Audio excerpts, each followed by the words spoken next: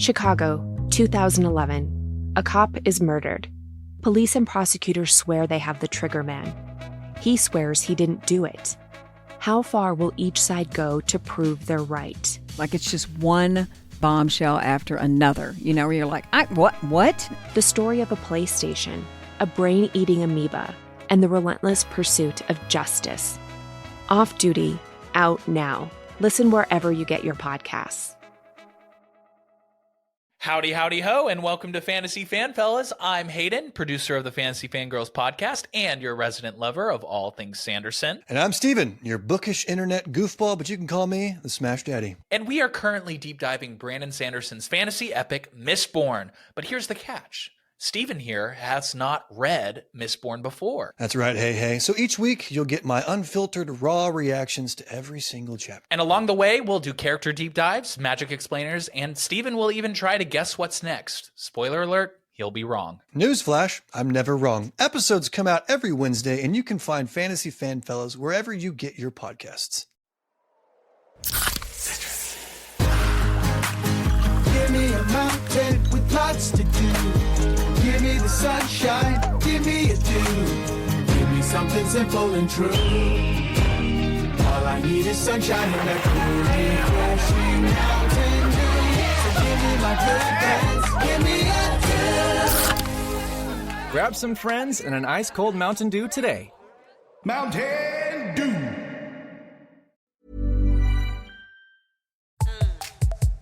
Hello, everybody, and welcome back to the Psych Legal Pop Podcast. I'm Tess Brigham, and I'm here with my sister, Brooke. Hello. And this is a pop culture podcast from the lens of an attorney and therapist. And today we are talking about Love is Blind, Season 3. Ooh. I love this show. So when we originally decided to record today, we thought that we would be seeing everything. We thought we've watched up to episode and through episode 10, and I, like most people, assumed that the whole show would be wrapped up and that the shows that were coming out next week were reunions. But we've only seen 1.5 weddings. Right. So what we're going to do is this, because there have been between Love is Blind and the Kardashians and Sister Wives, which I need to catch up on, there's been a lot of updates. So what we're going to do is we're going to talk about up to episodes 1 through 10 today. And then on our recap show, update show, we will talk about the rest. Right. The finale, I think. Yeah. The finale is coming up in a few days. So. This is a soft, I guess episode 10 was a soft finale. I don't know what that was. Partial, that was, it was like a partial finale.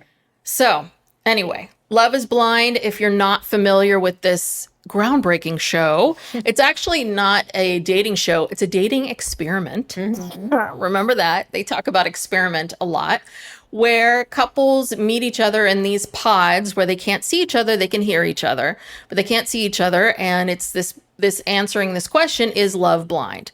The couples date and then they get engaged before seeing each other, and then they finally see each other, and then it seems like before they were in Mexico, it looks like this time they were in Malibu. So they then spend a couple days in Malibu with themselves, kind of as a, let's get to know you in person and see what you look like. And then all the couples get together, and they smartly, I do like the fact that they do everything from city so that they don't create this problem. So all these people were in Dallas. And in the past it was Chicago and Atlanta.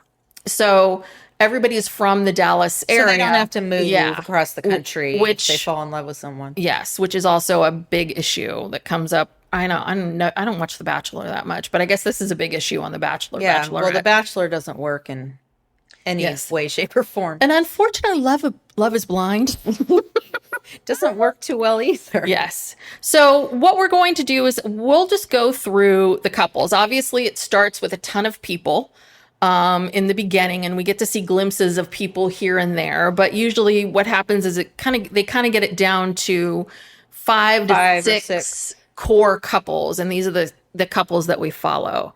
So, and one other thing, after they all meet in person and then the whole group gets together, one of the interesting things about it is that they see other people who they dated, Yes. and in some cases, propose to perhaps. Yes, because yes. sometimes someone will propose and the person will turn them down, and then they end up turning around and proposing to someone else, or Which is what happened last season. Yeah, well, so it's awkward. There's some awkwardness to Yes. it, and there are people who we'll get more into this, but they pick one person over the other, and then they see the other person, and then they have second thoughts. Yes. And this has happened a few times Yeah. in this season. So then they all go back to Dallas, and they live together in a neutral apartment. I think they're all living in the same apartment. Yes. Yeah, same apartment building. So they live together for a couple weeks, and then they start planning their wedding. So I think the whole thing is like 4 to month? 6 weeks. Yeah. at the Something most. like that. Yeah.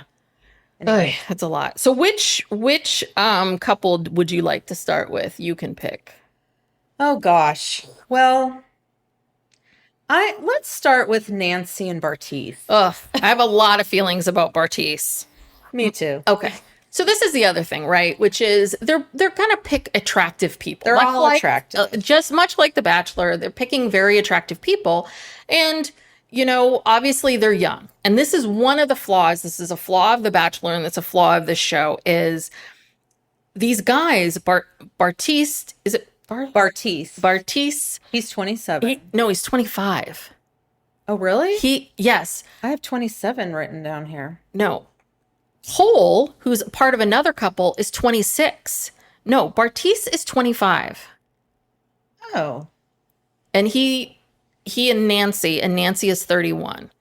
And as someone who works with 20-somethings all day, every day, I'm going to tell you something. First off, men and women mature differently. Boys and girls mature differently. And if Nancy was 25 and Bartiz was 31, I think this would go a lot better. But the problem is they get these guys that are 25-year-old guys. And I'm sorry, but a 25-year-old man is like a 20-year-old man, a 21-year-old, like really young and not ready to settle down. I'm sure there's some outliers out there, but these guys are they're too young. They're too immature. They're not ready. They're really, truly not ready to get married. I think these women are. And I see that the women who are with men that are older, that are in their 30s, it's a little more successful, except for SK and Raven, but that's a different story. Another story. But yeah, I mean, Bartiz, there's a scene where when they get back to Dallas and she's explaining to him, she has all these real estate investments. Yes. She's flipping houses, and she's explaining to him, how many houses she's purchased and how many times she's done it. And it's like she's a smart person. Very and she's smart. Very motivated. And he's just sort of looking at her like, wow. And she starts talking about money and how, making all this money. You can tell he is just like, wow, like she's an adult. Yes. Well, so Nancy's a speech pathologist. And we learn in the pods, she's very honest about this, that she was an egg donor. And I get the sense that, and she's been an egg donor many, many times. Right. And I really wish I was smart like Nancy. She, I think, used her egg donor money to invest in properties. And then she kept flipping them and collecting rent. And she's like a little mogul here. It's incredible because in the pods, I thought she came across as a little, she was obviously smart, but I thought she was a little ditzy, She did a little seem like, ditzy. but she's not like that at all. No, in the pods, she was always laughing, and I didn't like her in the pods. I thought, who is this? And then when they get out of the pods and we see who she is in real life, it's like, wow. Yes. She has her stuff together. She does. And, but of course, Bartiz being so young and immature, so she's telling him all about her real estate investments. And the only thing that he can focus on is that her ex is her realtor. And they have some investments together. And they still work together. And he focuses in on that. Yeah. He's jealous about it. And it's like, dude, like, really? Yeah. Well, and this is what you see. This is the biggest issue between the two of them is she is much more emotionally mature, emotionally intelligent than he is. Yeah. And there's that. So the big controversy with the two of them is that they accept the proposal, they meet, and while they were in the pods, Bartiste's other number one person that he was interested in, so everybody in the pods usually has one or two, people that they're interested in the most, was also interested in this woman, Raven, who is a very beautiful Pilates instructor. And so when Bartiste sees Raven in person for the first time, he is such a dummy, and he's drooling all over her and very much like, oh my God, she's so hot. She's so hot. And then, he's looking over at Nancy. When he tells her to her face. That's both he and Cole. That's a whole other story. He tells Nancy that, Raven is more my type. Mm-hmm. And she just has this look on her face like, she can't believe he's saying this. Yeah. And he's just saying it and clueless as to how that would, you can't keep that to yourself. Like, yes. It's awful. Yeah, that's the other thing with both Cole and Bartiste, where I think they think that emotional maturity means being honest all the time about telling you all your feelings. And, honesty without compassion is brutality. Yeah. So the thing is that I've been married almost 20 years. Almost 20 years, been 19 years. And I will tell you, you do not tell your partner everything that you're thinking all the time, because sometimes you're thinking, ugh, I can't stand you, or, oh, you're irritating me, or, oh, what if I had made this decision or that decision? We all have a million thoughts a day. Right. And it's like, you don't need to tell them every thought that comes in your head. And that was very, very hurtful. It was awful, just the way that he did it. And he just went on and on about it. Well, and what he said to Raven directly, he was like, if people saw you and I out together, they would think that we were together. Like basically saying we're so attractive. We're the same level of hotness. Yes, we're the same. Yeah. Exactly. We're the same level of hotness. And we're both, we really connect on the fitness stuff and It's like, okay, yeah, you both like to work out and eat well. Okay, him and the pods understood that wasn't enough for him. But then he sees Raven and he's just like, oh, yeah, he loses it. That all goes out the window. And again, 25-year-old man. Yeah, yeah, and Raven wasn't interested in him either. Like he kind of broke it off with her in the pods, and she was like, "Well, that's good because I wasn't feeling you anymore either." She knew. Yeah. She knew she didn't want like a 25-year-old F-boy. Yes. So, and then which I thought was a bit groundbreaking, was Nancy has a conversation with his family about abortion. Well, that was insane. Well, first, okay, so before she met his family, I can't remember how this came up, but she brought it up. I think she asked him about his views on abortion. Mm-hmm. And she said, because she is a speech pathologist, so she's worked with children who had birth defects and difficulties. And she said, if you found out that your child was going to be born with a birth defect in their life that was going to really impact the quality of their life, would you choose to have an abortion? And he's like, oh no, absolutely not. And then she explains that she believes that, she would want to have an abortion and then try again. And so she could have a child that had the best chance in life. And so they get into this abortion discussion, and immediately he's like, you know what? You get one chance. I believe you get one chance to have an abortion. Like if you make one mistake, you mess up one time, that's one thing.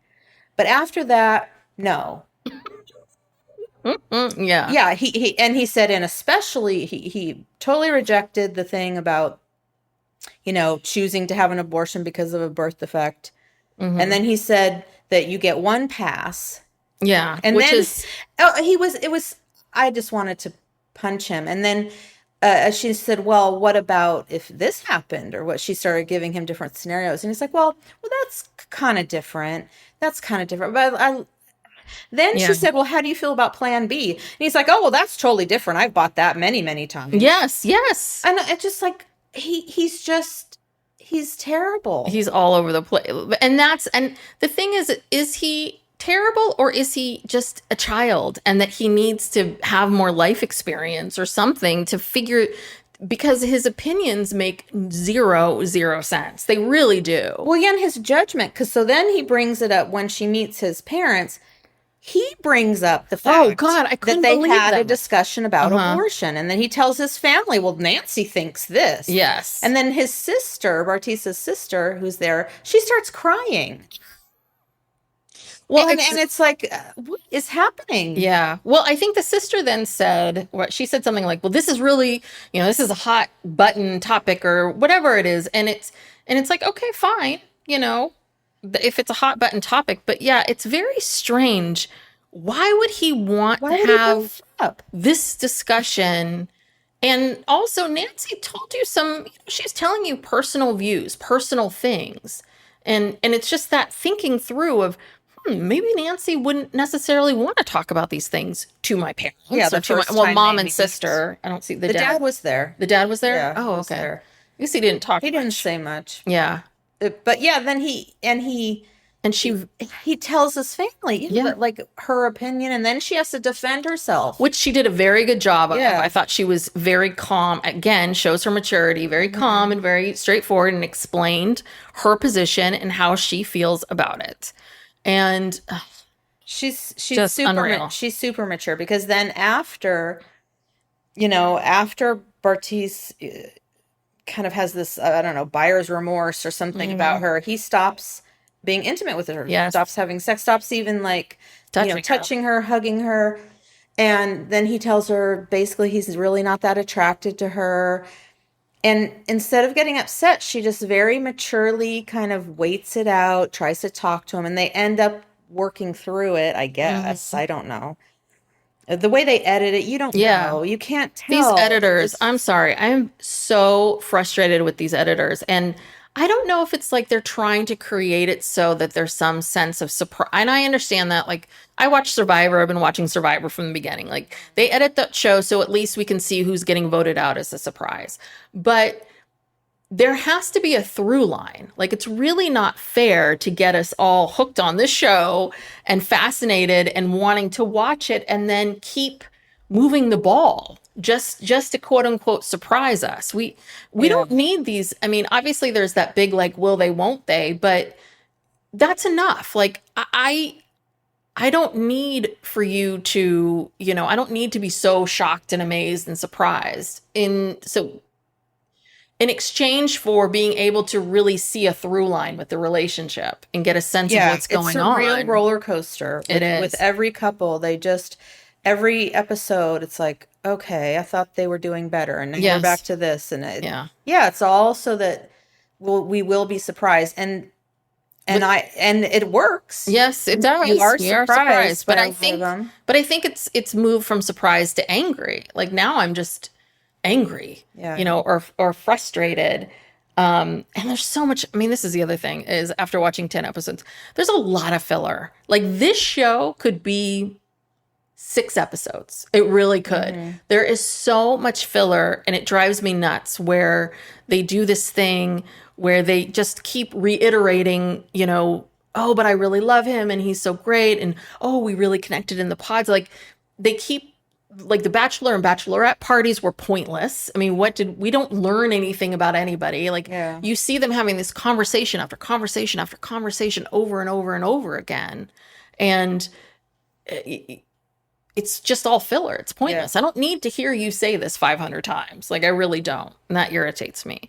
So Nancy and Bartiz, they were the ones who were left on a cliffhanger. Yeah. She says yes. He says, and we will know next week what he ends up saying. Do you have a prediction? My prediction is he says no. Yeah.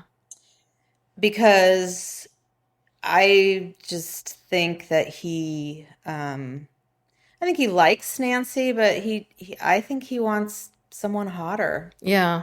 Someone more like, I guess closer in age, or I don't know. Yeah, he wants Raven. He wants someone like Raven. Well, Raven's old. Raven is, she's, I don't know, these ages. She's 27. She's 27, but she seems a lot older. Well, the ages I have here are completely different than what you have. Mm-hmm. Every single one of them is different, because I went on the I went on the web. You know what though? Maybe they website. did this a couple years ago. Maybe Raven was 27 at the time that they recorded this, but now she's 29. Oh, maybe. Because it was that long ago? Because I feel like you have SK at 34. I have him at 32. Yeah, because you said Bartiz was 25. I had 27. So maybe. Yeah. I don't know. That's a mystery. I don't know. I have a little bit of a theory. I could be way wrong. I have a little bit of a theory that Bartiz is going to say yes, because I think what Bartiz wrestles with all the time is like his id and his super ego and his ego, where I think the id wants Raven and wants someone super hot. And then I think there's this other part of him that feels like, but Nancy's the good choice for me. Like, this is good for me.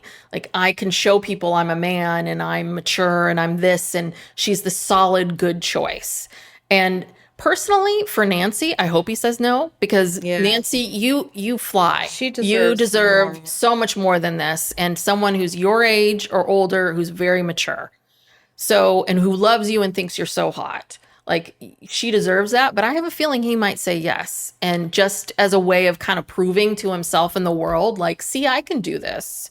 Well, and the thing is, too, when they met in person, you know, I believe, you know, they slept together the first night. They had no trouble having sex, and he had no trouble being attracted to her until he saw Raven. Yes.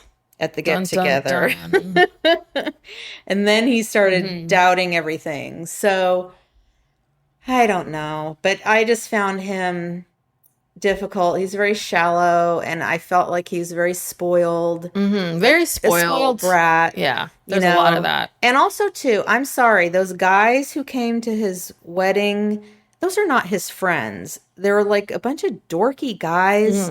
Like, he either doesn't have any friends, and they had to just hire some friends for him. Because no, these guys, the guys that were there the night before the wedding, I mean, they all looked like incels. Okay, okay, they did not look like people who would be friends with this, you know, guy who's very gregarious and you know, good looking, and I don't know. Maybe I have to go back and look at that. I didn't. I think that all the friends come in at the same time, and you're kind of confused of like, whose friend is this again, and what's happening? Or maybe his actual friends didn't want to come on the show. I don't know, but yeah, you could tell with his family, they just think that he's the best, and he's a spoiled little prince. That sister loves him too much. Oh yeah. Oh, and she came when they had their suits and Texas fitted.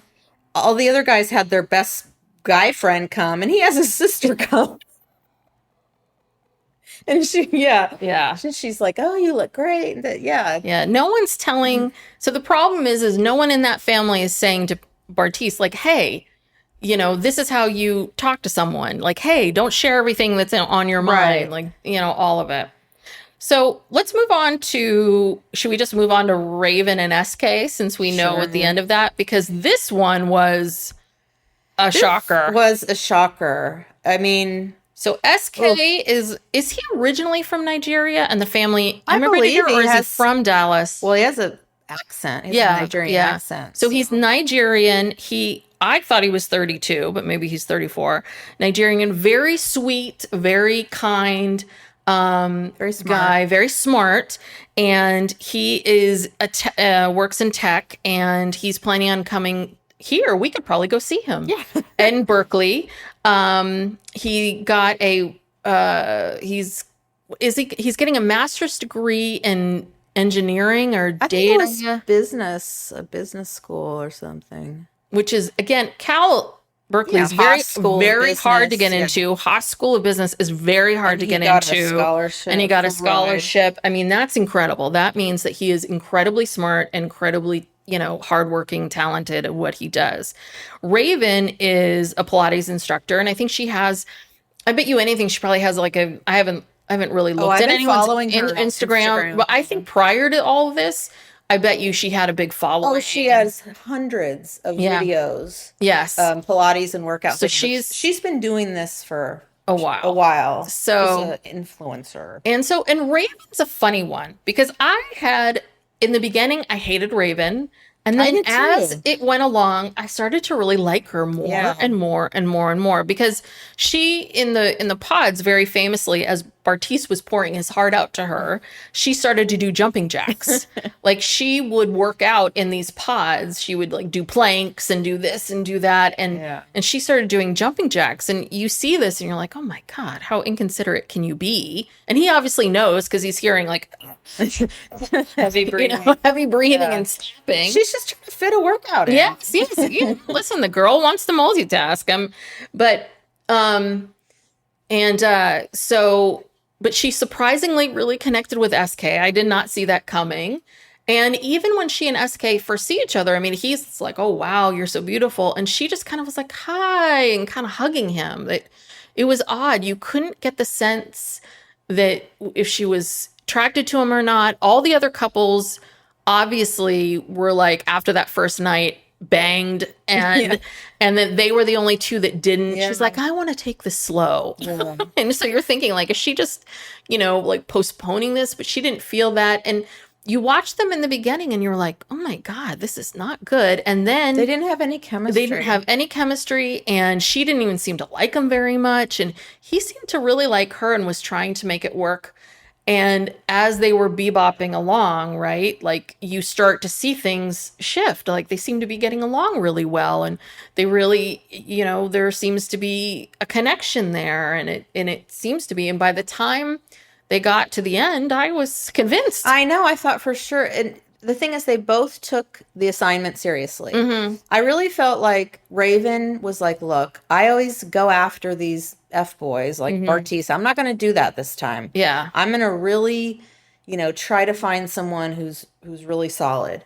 And that's what she did. And even though when she saw SK, she might not have been like instantly attracted to him. And he's an attractive person. SK is cute. And, but she worked at it. Mm-hmm. She like stayed the course. She really tried. She, put in a lot of effort with his family and trying to please his family because she understood. She said, I know Nigerian men. She understood the cultural dynamics of all of that. And she really tried really hard. And I thought by the time the wedding came, I was like, she did it. She went through this process and she got to this point. And I was really shocked that he said he said no first. Mm-hmm. And then she said later that she was going to say yes. But who knows? But what I didn't understand about him was why, okay, you knew you were going to be moving to Berkeley. Why'd you go on this show? Well, like the timing of it is just so, did you really think that if you met and fell in love, like this person's just going to pick up and move to Berkeley with you? Yeah, well, and I think that he decided, I feel like I could be wrong, but I feel like when she said that she said two things to him that were a little bit of, like this isn't going to work. One was that she really did not have an intention of wanting to move to Berkeley or move to California to be with him for these 2 years, like stop her business, stop her life. Mm-hmm. And two, because he was going to become a student and your lifestyle changes, she was very direct on, I don't want my lifestyle to change. Like, I don't want to be, I don't want to be dating a poor student. Right. I mean, it's, in a kinder way. But I feel like, this is what I think. I think that bothered SK. I think that even though it's ridiculous that he went on the show knowing he was going to leave for 2 years. I mean, listen, maybe he was supposed to be on season 1 or no, it had to be Dallas. So SK, you don't have an excuse.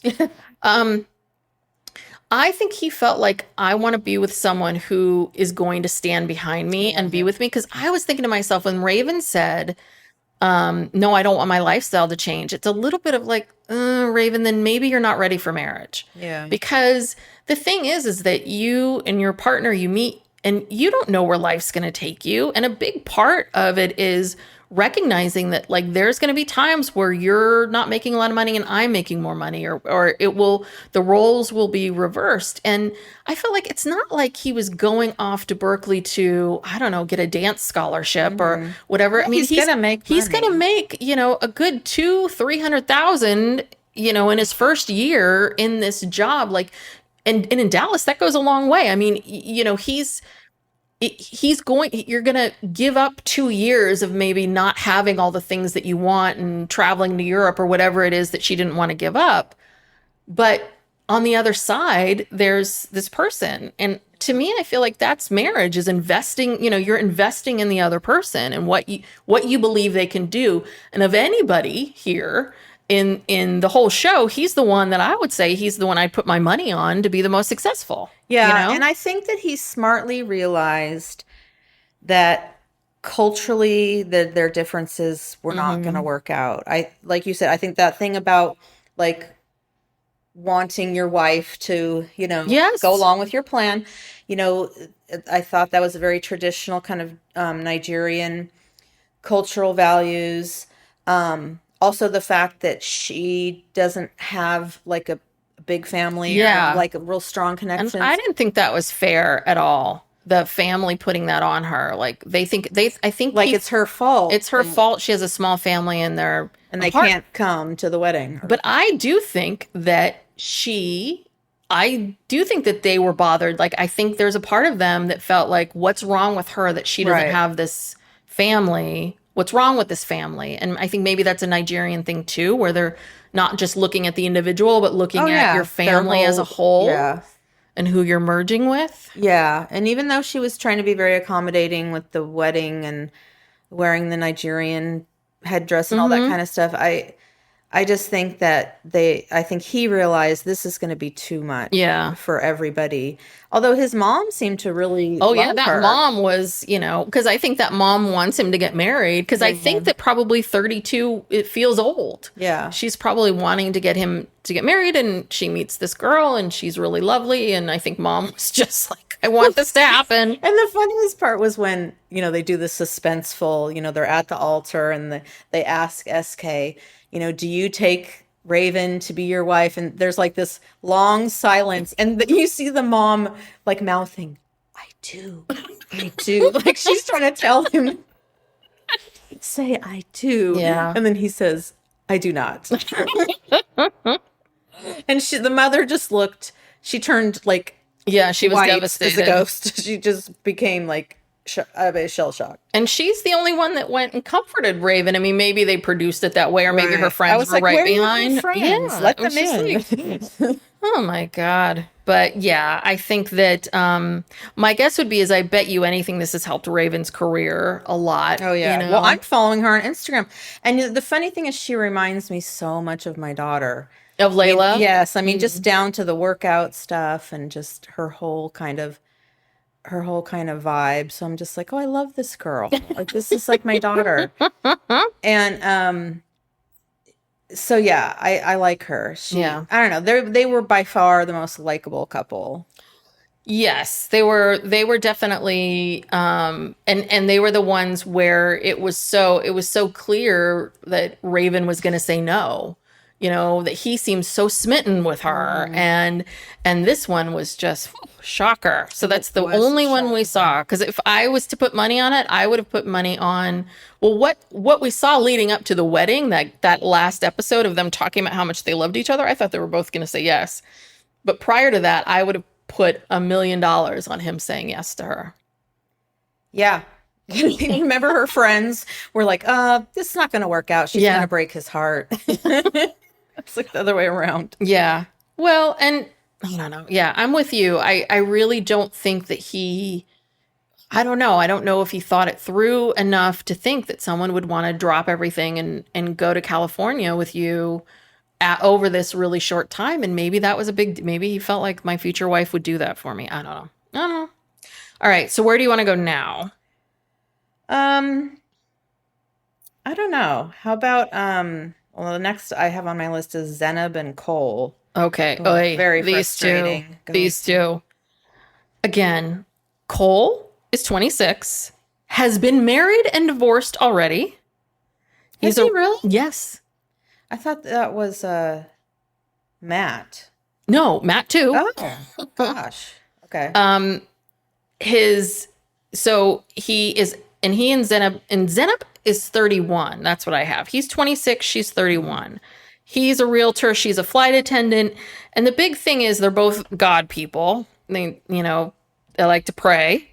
and which is great. That's what connects them. And the part that's really tough is Zenob's both parents have passed away. By the time she was a teenager. Yeah, I mean, very young. Like Yeah. one passed away when she was Like 9 or 10, and then the second one passed away. I think it's the mother that passed away. I think the mother passed away first because her father got remarried because she has a stepmother. Oh, okay. And yeah, then the father died when she was a teen. So, she has an older sister, but she was, she's raised herself, and she's a obviously very smart, beautiful, independent woman, flight attendant, been everywhere. And she and Cole connected in the pods. And and their relationship has been a whirlwind of, are they fighting or not? Like, where are we at with everything? I find it painful to watch them. Yeah. She, first of all, she needs some therapy. She does. She's so traumatized. She is. Still. And it was so sad to see her, talking about how I'm not going to have a father-daughter dance. Yes. I wish my mother was here. The whole thing was just so All of sad. it, like shopping for the dress. Her mother's not there. Yeah. Dad and then can't. Cole's family, I guess, didn't want to have any part of this. They said, well, I think it's a religious thing. Yeah, if you guys end up getting married, then we'll meet her, but we don't want to meet her. They didn't come to the wedding. And she was saying, well, gosh, I thought I was going to be marrying into this family, and they don't even want to meet me. Yeah. And so there's just a lot of tragedy. So that really isn't helping her abandonment issues at all. So one of the issues that came up very early is that Cole and Colleen's another person we're going to talk about soon, who's 25. And a ballet dancer, which, of course, the minute she said that, every guy was like, ooh, ballet, that's where their minds went, right?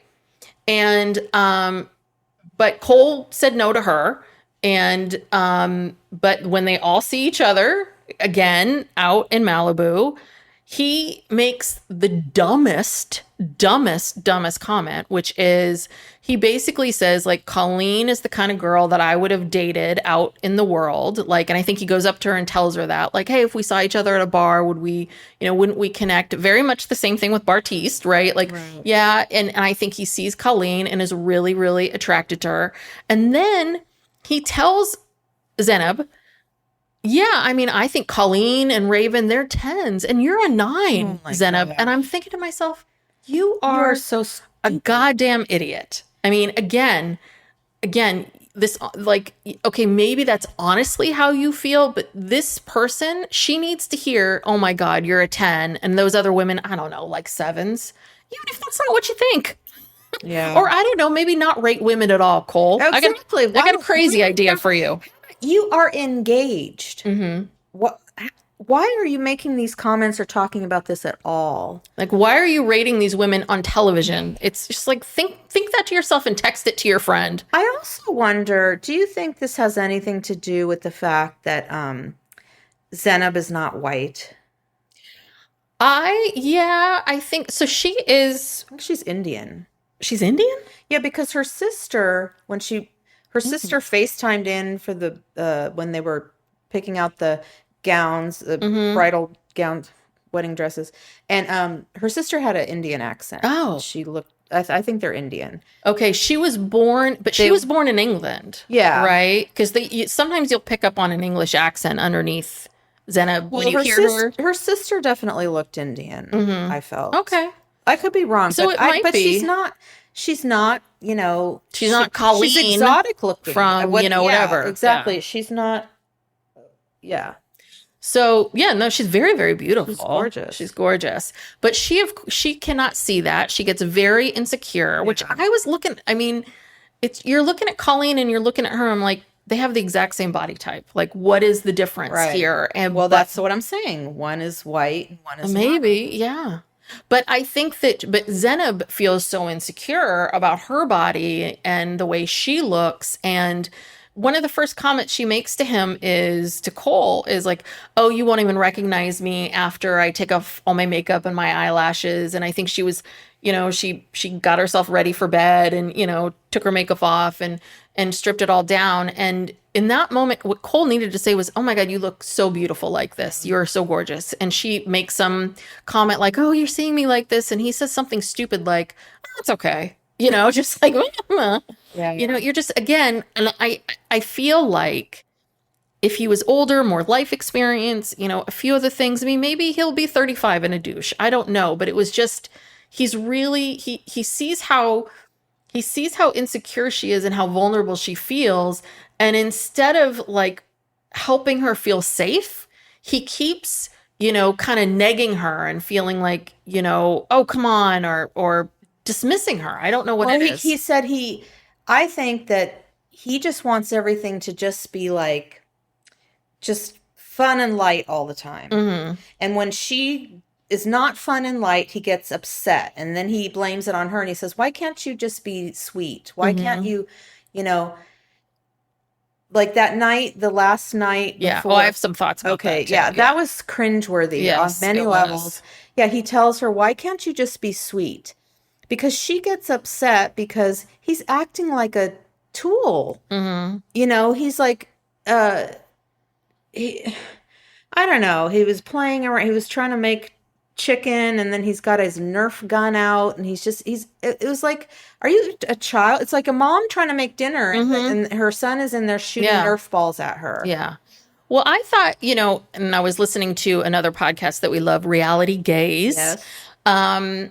With Maddie and Poodle. And I thought that Poodle said this, Jake said this. He said what he really needed to say to her was, can you please be kind? Because I think that is like to say, again, and there's some sexism in that, so sweet, because women need to be sweet. But what he was really looking for is he wants her to be kinder and gentler with him. And so one thing that did hit me about that night and watching the whole thing is that, and I understand where Cole is, this is where I really understood where Cole was coming from, because they're standing there, they're making dinner, you're married, you're going to make tons of dinners with this person. Somehow she finds a bunch of like balls, these ammos for these Nerf guns. And my son had one of these, so I know what they are. And he's like, "Oh yeah." And he runs out and gets the Nerf gun and comes back and starts shooting her with it. And of course, the Nerf balls go everywhere. They hit her. She's like, "Oh, the chicken," like, and he gets upset with her because she's not going along with this, because she wasn't in the mood to be shot with a Nerf gun. Right. And I do understand in that moment in time what he was feeling, which you need in a marriage, is just a certain amount of playfulness and being able to laugh. Because when everything else gets stripped away, which it will, you really have to this person that you're with, they have to make you laugh. There has to be joy. There has to be fun. There has to be playfulness. And I can understand him feeling like, is this, I just want to have a spontaneous moment of shooting you with a Nerf gun. And I do think that in that moment, she could have just kind of calmed down and been like, put the stuff away. I think that there are these moments where it's almost like they're at these extremes. He wants everything to be light and funny, and she wants everything to be really like very serious all the time. And she can't let herself relax in those moments to just kind of, play along with it. And I think that's what he was looking for. And I think that's what he fears, that he's going to be with someone who isn't going to have that same level of playfulness. Yeah. That whole thing with the lock in the bridge. Do you remember that part? That. When he says, he pretends like he dropped it and he didn't really. I think he wants more of that kind of stuff. And I don't know. To take her side. Okay. On this dinner thing. When I watched it, I thought to myself, you know what? This woman is about to get married in a day or two, and neither one of her parents are going to be there. Mm-hmm. They're both dead. That has to be. I'm sure she's just feeling very lonely, abandoned. I think she feels lonely a lot. Yeah, I think that's the other sister thing. She's lonely can't a lot. come. Her sister's in England. I think her stepmom comes. or I'm sure she does. But I mean, yeah, I think I was feeling for her. And I felt like I don't even think that even entered his mind that. Yeah, I think that's the other part of it is Cole can't see beyond Cole. And again, maybe it's his age, maybe it's him, but I just feel like he can't empathize with her. But I do, and I'm with you. I like Zenab a lot. And I feel like Zenab deserves someone better than Cole, to be honest. I hope they don't get. But I just felt like in that moment, I really understood where Cole was coming from of like, because everything does feel like a test. And this is the other part of it too, that's so difficult about this forcing someone to get married so quickly is every minute, every day, every conversation feels so much like do or die. And you need a full year of just like lots of things. They're just totally mismatched in my opinion. They are completely mismatched. And I think that Zenab needs to, work on herself a little bit more before she's really able to marry anybody. Yeah. I mean, I don't think she's processed all of that completely. No, I don't think she has either. And I don't think that she's, I think she's probably ready for marriage on that level, but you're right. I think a good year of therapy and the abandonment and meeting someone and I think it's fine if she wants, it'd be good for her to meet someone with a big, large, supportive family. Yeah. Get her to marry SK. That family's, these two. Yeah, she just needs someone older, more mature, who can just understand her more. Cole doesn't understand her at all. No. He doesn't at all. It's just total mismatch. Yes. I hope to God that. But do you think that? So what's your prediction on this? Say? Well, I don't know. Honestly, if they're both being honest with themselves, I think they should both say no. I think there's a good chance he's going to say no. Yeah. I think she might say yes, feeling like yes. It might be a Nancy and Bartiz situation. Yeah. And then just some of the comments he made, this whole thing of like, what, are you bipolar? Oh, that is so, terrible. I'm so sick of people using that. It's like, that is not, people who are moody are not bipolar. There is a huge we're difference. all moody. Yes. We all have different moods. feelings at different times. And sometimes, listen, in a day, I could be happy in the morning and sad at night. Like this is how, right? If you're living your life and really feeling things, then that's how the day goes.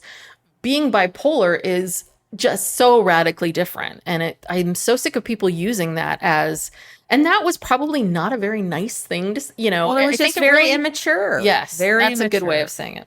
Okay. Okay. So let's talk about, since we already talked about Colleen, let's talk about Colleen and Matt. Okay. This is another complete mismatch. This is another person who needs therapy. Matt. Yes. Matt needs a lot of therapy. I think Colleen could probably use some therapy too, but that's something else. So Colleen's 25. She's a ballet dancer.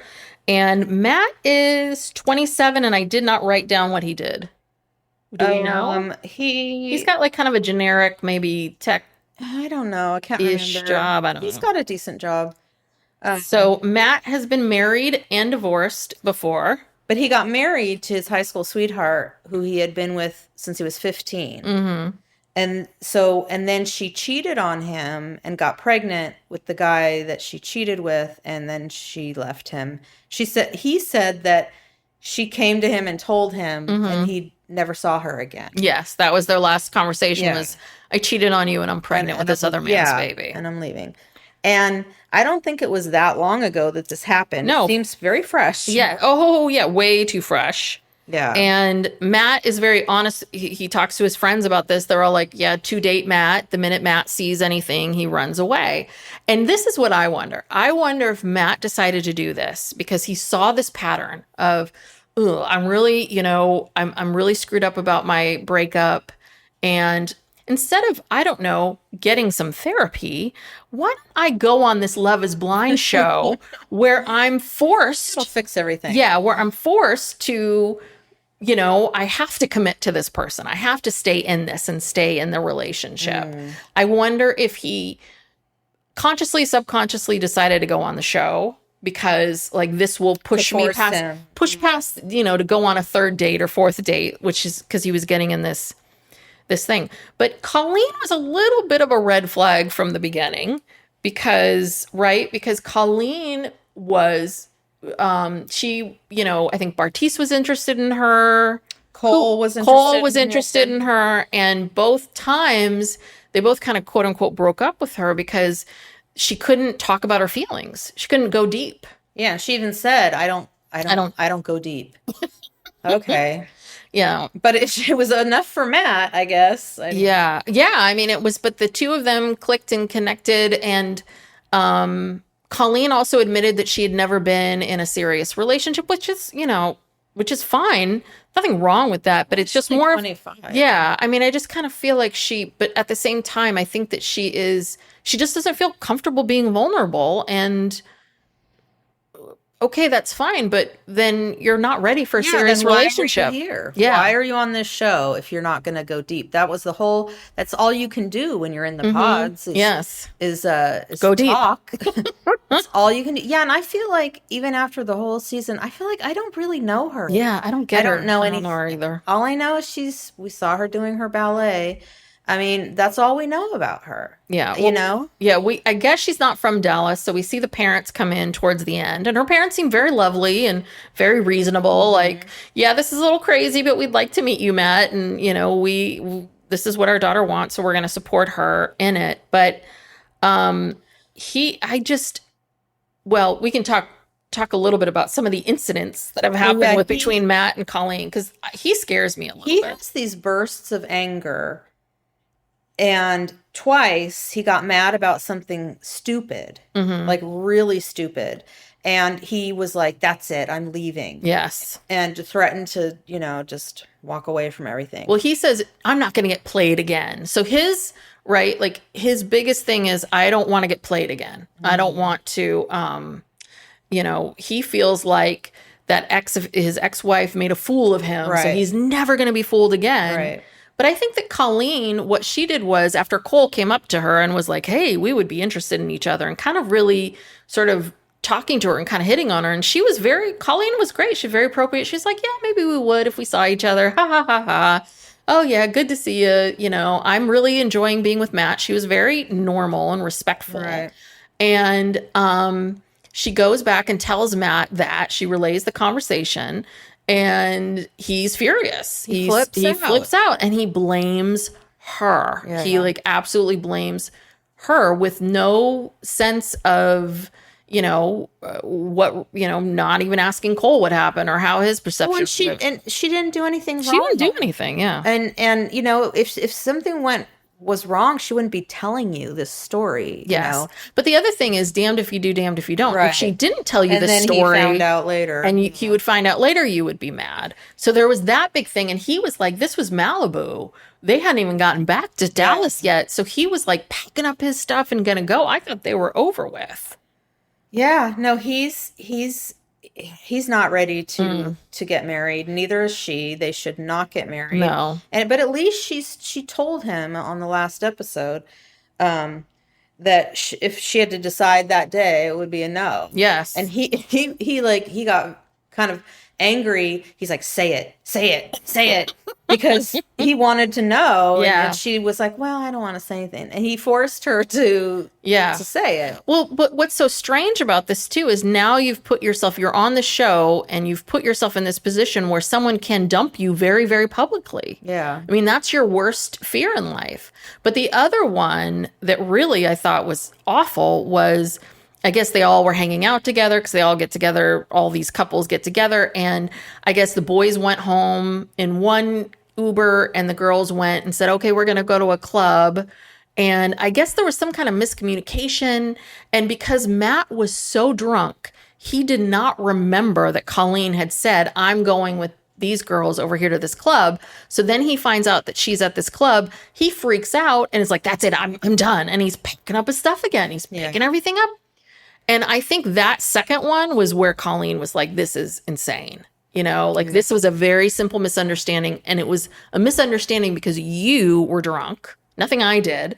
You were drunk. And now it's like this battered wife kind of like DV. Yeah, walking on eggshells of God knows. So, Matt, you need like a good year of no dating Yeah. and just working on yourself and processing all of your feelings about what happened with your ex. Yeah, and that was the only relationship he's ever had because they were together since they were 15. Yes. He's in no position to be getting married to anybody. Yeah. Well, and also what's interesting is the way he talks about this whole story about this ex, and he's villainized the ex as being like, she cheated on me and then she got pregnant, she came back. It's like, I don't really, the more I see Matt, the more I'm like, I don't know if we're seeing the full story here. Is it the whole story? Is it possible that Matt has anger problems and she being young and not knowing what to do was just like, maybe I'll just cheat on him. Yeah, and get then pregnant and then I'm out. this is how I escape this. Yeah. You know? I don't know. Yeah, there's cringy. So I think he'll say yes because I think he feels like he needs this, and I think she'll say no.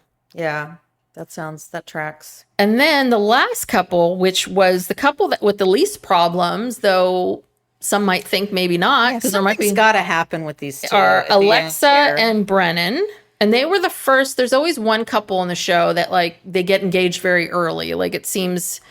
Though, they're in those pods over 9 days. And the way it looks when they shoot the show, it looks like Brennan and Alexa, got together after 2 days. But I think I think they just have to stretch out all these engagements, right? I think there's a last day where they have to make a decision or not.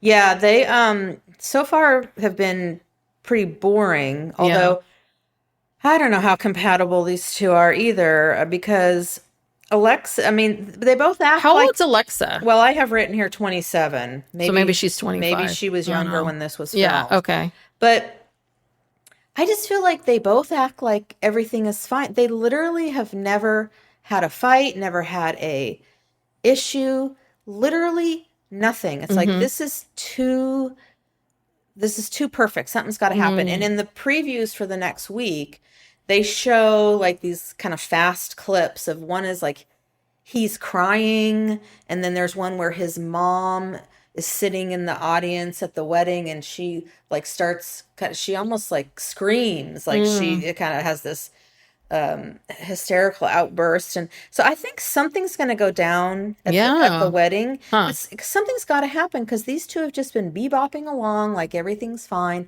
And I feel like she's probably the hottest girl he's ever been with. Yeah, she's very, very beautiful. What I love about this is she has to, in the first episode, defend her body size, which is probably like like a 10.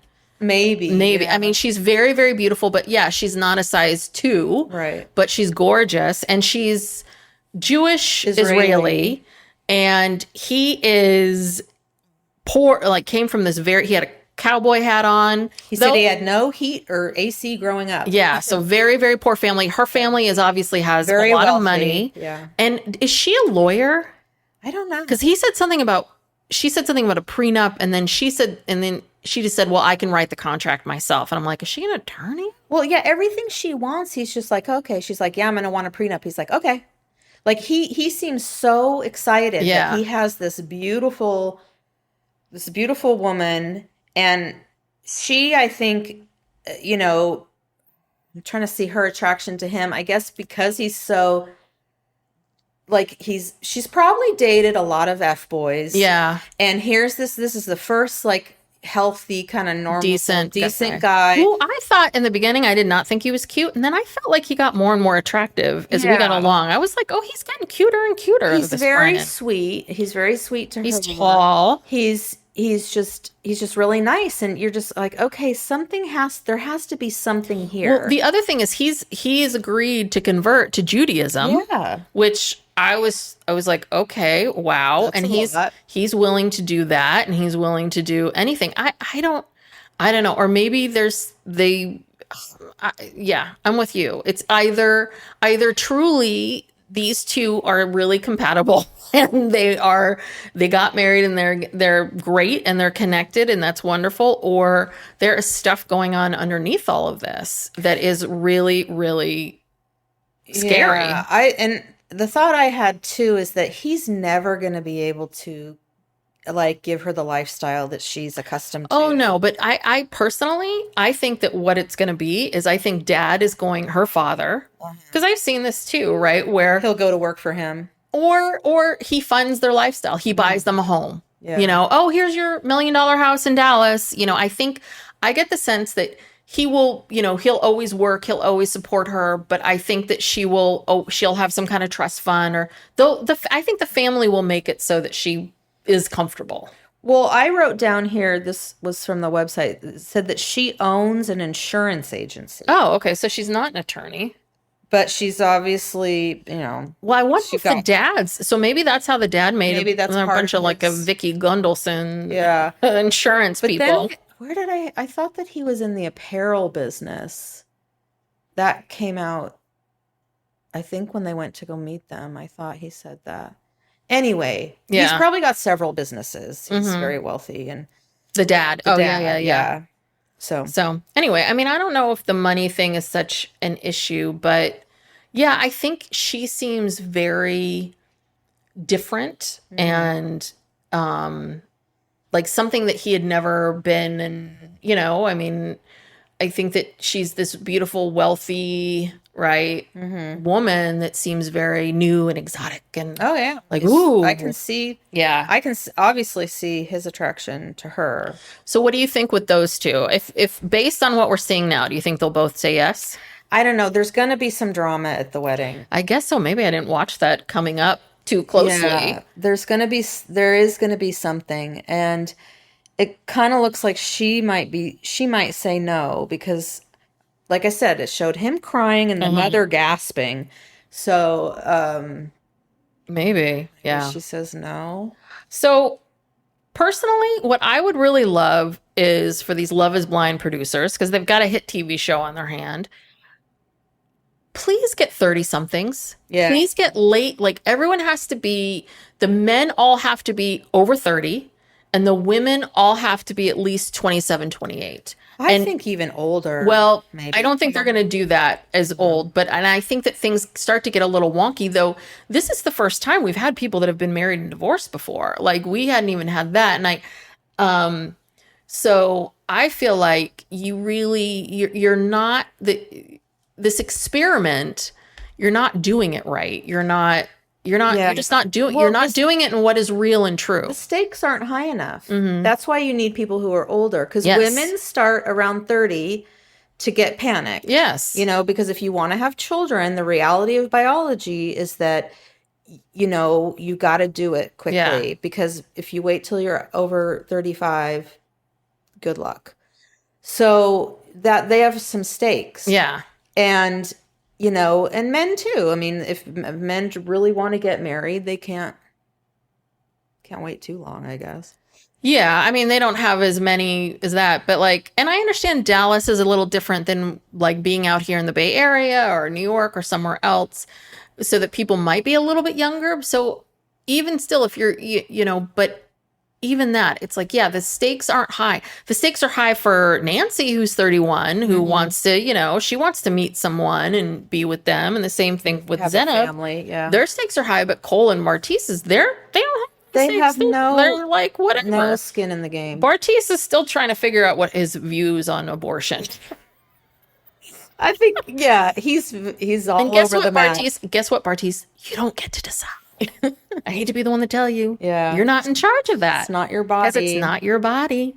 And you don't get to decide for women what they do and what they don't do. So, all right. I love this show. I I get know. sucked in every season, even though it's not very successful. I think there's only one couple who's still together from Season 1. the last two seasons. Yeah, Lauren and Cameron? Cameron, yeah.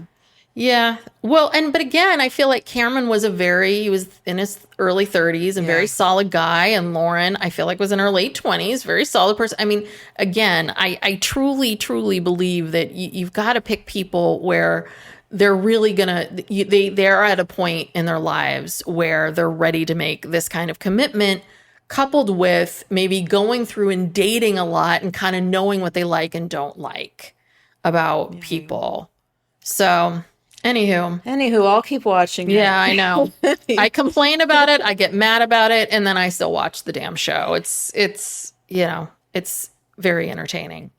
All right. Well, that's it. We'll be back with our update. Yes, background update to find out next week what's happening with that. Talk about the finale. Yeah. All right. Well, wait, we have to do now, if you enjoy this podcast, please give us 5 stars and comment, because no one's really commenting. Everyone's just give us the 5 stars. Give us some, feedback. Yes. Positive feedback. Negative feedback, you can just email us. But positive feedback, please subscribe. Steve says that our numbers are like COVID. He's like, you keep doubling upon yourself over and over every few days. Yes, numbers double. The numbers, which is good. As long as they're going up. Yes. Awesome. And you can always email us at psychlegalpoppodcast at gmail.com if there's something you want us to cover, or again, if you want to give us that feedback, we would love to hear that too. Yeah. All right. That's it for this week. See you guys next time. All right. Bye.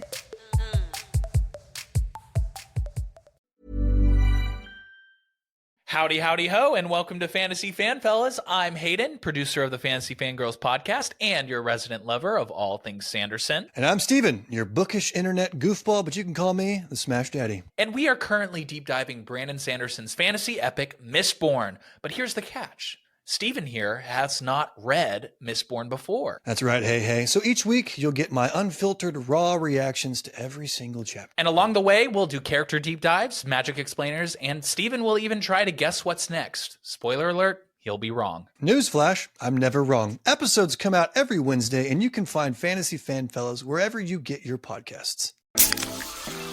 Pepsi Prebiotic Cola in original and cherry vanilla. That Pepsi taste you love, with no artificial sweeteners, only 30 calories, just 5 grams of sugar, and 3 grams of prebiotic fiber. That great Pepsi taste with even more to love. Pepsi Prebiotic Cola. Unbelievably Pepsi.